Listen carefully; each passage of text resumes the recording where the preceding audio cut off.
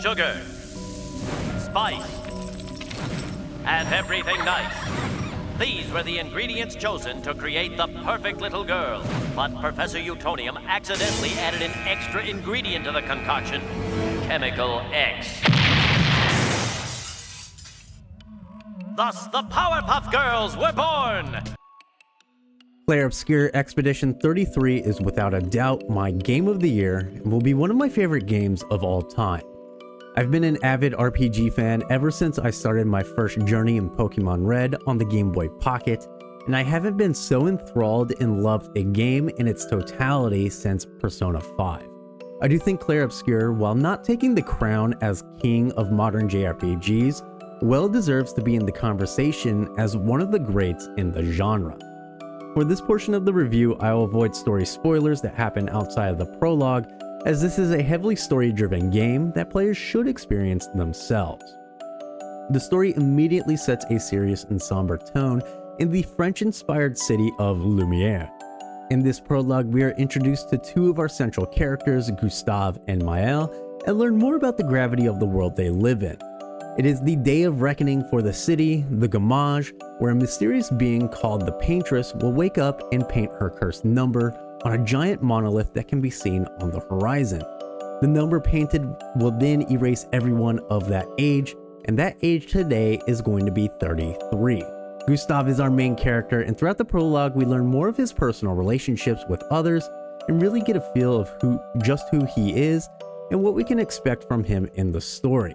While the prologue is fairly short at around 30 to 45 minutes, it is a wonderful cinematic storytelling experience that gives you a taste of what's to come in the main game.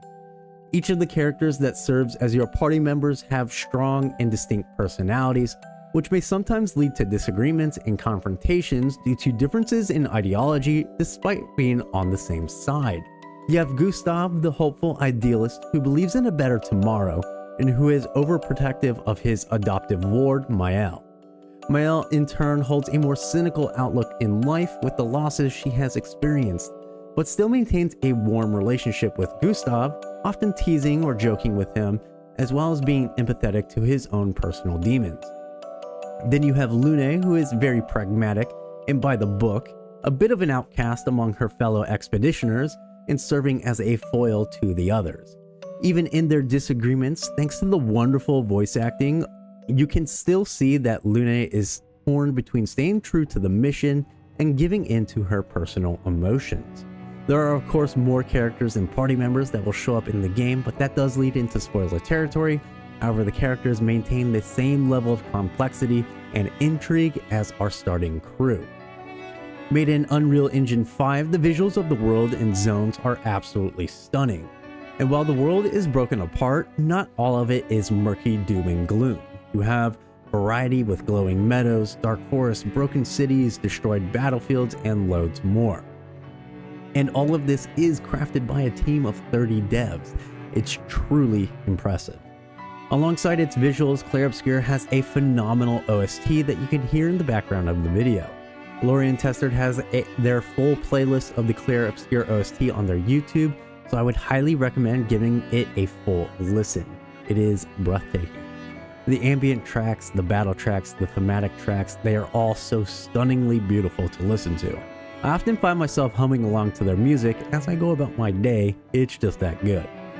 The gameplay can be divided into exploration and combat. On exploration, you first start in an instant zone, usually with a setting theme of field, woodlands, coral, misty cliffs, etc., and you progress to a boss at the end. The zones are largely linear, with a singular path that will take you from start to finish, but it is riddled with branching side paths with extra rewards and objectives along the way.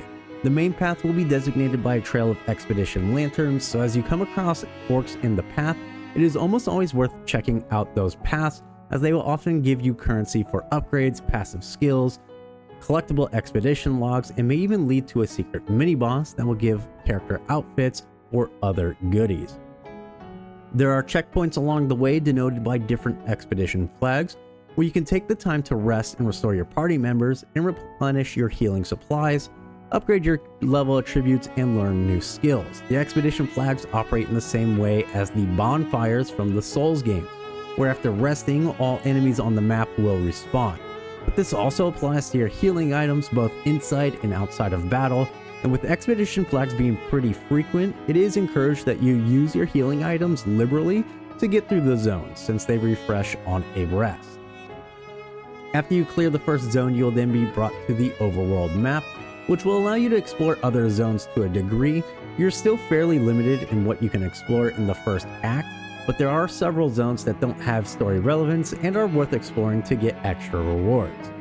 The meat of Clair Obscur's gameplay comes from its robust combat system, which takes inspiration from several great JRPGs like Persona and The Legend of Dragoon.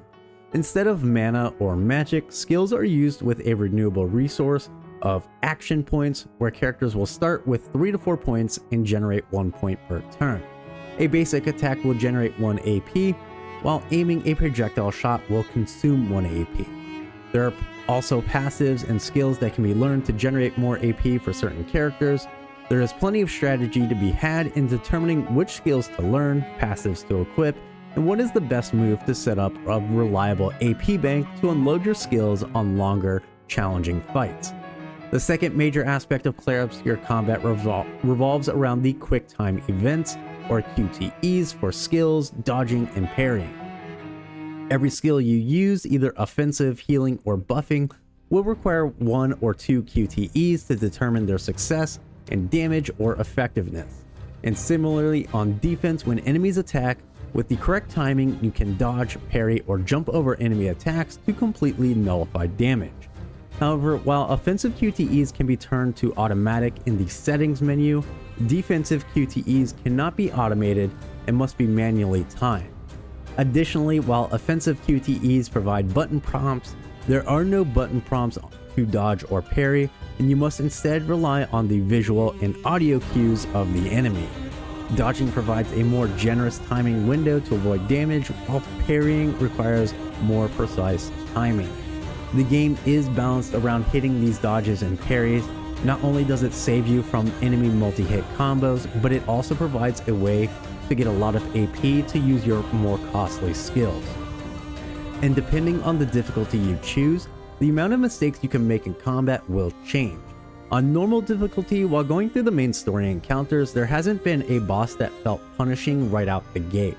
I was afforded a couple of rounds to learn and see the moves to try and dodge or parry, but ultimately, if I completely ignored the system like a traditional turn-based RPG, I would lose the war of attrition. Dodging and parrying is a necessity, but it is more than forgiving and giving you ample time to learn and make mistakes.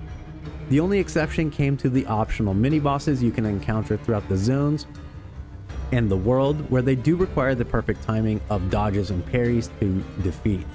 Expert mode will not only require perfect play against bosses in the story, but will often require perfect play against the standard enemies you'll encounter on your way to the boss. For those truly looking for a challenge, Expert mode is for you. And if you just want to enjoy the fantastic story of Clair Obscur, you can always opt for easy mode and pump all of your stats into vitality for a massive HP pool, and just ignore the combat mechanics altogether. As you level up, you'll be able to freely customize your party to your desired playstyle. Every level gives you attribute points that you can put into 5 major attributes. Weapons will have different elemental types and attribute rankings that will affect their damage. Some weapons will unlock additional passes as they level up. As you progress through the game, you'll then find item drops called Pictos, which are passive skills that also come with stat bonuses. Once you master passive skills, that passive can then be equipped by your other party members. Each party member also comes with a unique mechanic and playstyle. You can synergize your party's skills around each other for a well-balanced team, or you can opt to build one character as a pure selfish DPS and another as a pure healer or buffer. You have a bunch of options at your disposal to form a party to your taste. I have seen a couple of articles calling Clair Obscur the game to revitalize the JRPG genre, but that couldn't really be further from the truth. For JRPG fans, the genre was never dead, and there have been no shortage of great JRPGs to play over the years. Clair Obscur is merely taking a well-deserved place next to the greats that came before it. What do you think of Clair Obscur Expedition 33? Comment down below if you're enjoying the game or are thinking about picking it up. Don't forget to like the video and subscribe to the channel, and I will see you all in the next one.